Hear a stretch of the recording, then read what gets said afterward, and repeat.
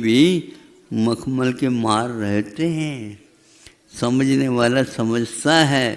जो व्यक्ति पुण्य की निर्जरा की बात करता है वह न ही कुंद कुंद को जानता है, न ही समंत भद्र को जानता है, न ही पूज पाद को जानता है, न ही मूलाचार की बात समझता है और न ही रत्नगण श्रावकाचार्य की बात समझता।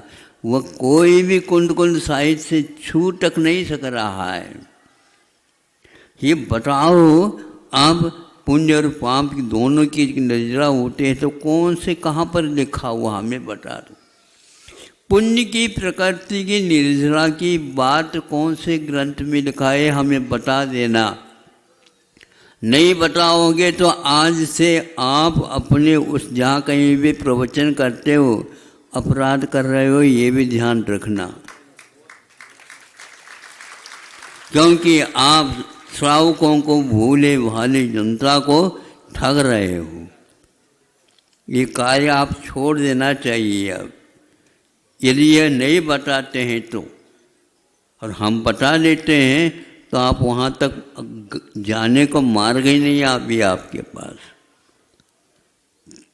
बड़े बड़े कर्म सिद्धांत ग्रंथों में भी पुण्य की प्रकृति की निर्जरा की बात कहीं भी नहीं लिखी। हाँ, जितनी भी प्रकृतियाँ, उन प्रकृतियों में अप्रशस्त प्रकृतियों की निर्जरा पहले होती है। तो इसलिए सूपा चलाना बहुत कठिन है। और वहाँ ग्रह घर में रखते हैं, वो ये काम करते रहते हैं। अगर आपके हाथ में एक बार दे दे तो जो योग्य है दाल ही फेंक देंगे और अंत में आपके हाथ में यही रहने वाला है। इसलिए सौंप दो उन्हीं को सूपा और भोजन के लिए तैयार हो जाओ।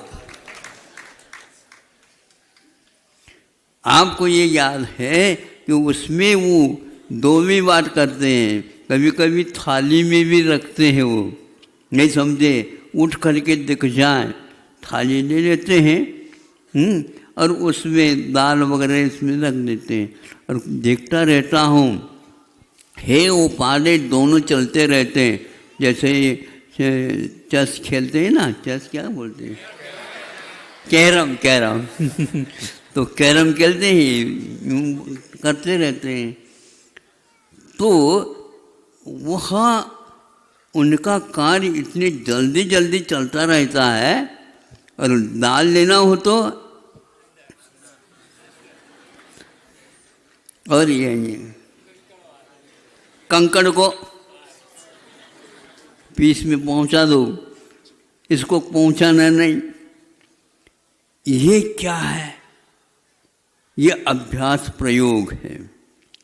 एक भी भूल करके कंकड़ इधर आ नहीं सकता। उपादेय को उपादेय मानना और हे को फटकार लगाना, ये अच्छा कार्य है।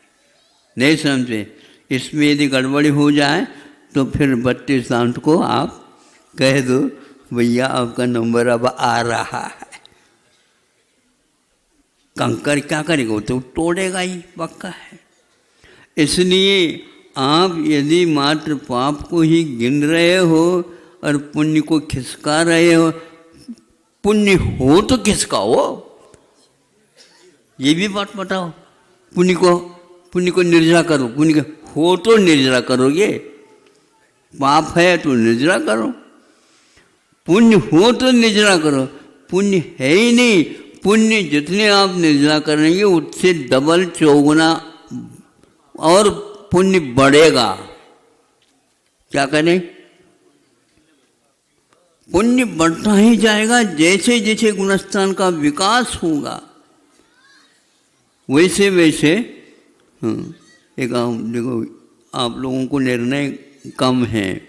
बार बार आप भी कहते हैं देखो मोबाइल पर लाइट, मोबाइल पर लाइट, मोबाइल पर लाइट नहीं है। यहाँ पर चारों तरफ जो है कुछ गैलरी टाइप बनाए और वह स्टील के पट्टे रह गए, उसके ऊपर धूप गिर जाती है, नहीं समझे, और उसके ऊपर वो लाइट भी गिरती थी, वो सीधे सीधे हमारे आंखों की ओर आते, तो हम ये समझते थे कि भैया वहाँ पर कौन लाइट मार रहा। वो लाइट नहीं थी, किंतु वह रिफ्लेक्शन हो करके इधर आती थी। इसी प्रकार पाप में से पुण्य रिफ्लेक्शन आकर के नहीं आने वाला है। हाँ, इसलिए पाप की पहचान पहले करो। जिसको फटकारना होता है उसके लिए भी अच्छे ढंग से पहचानो, फिर फटकार लगा दो। नहीं तो अच्छे कार्य करने वाले को आप फटकार दो तो गड़बड़ हो जाएगा। तो पुण्य क्या कर रहा है, आपकी रक्षा करता हुआ वह 14 गुणस्थान तक आपके साथ देगा और पाप को फटकार फटकार करके वह निकालता जाएगा। तो आपका कर्तव्य है वह कार्य करो जिसके द्वारा केवल पुण्य का ही अर्जन होता है।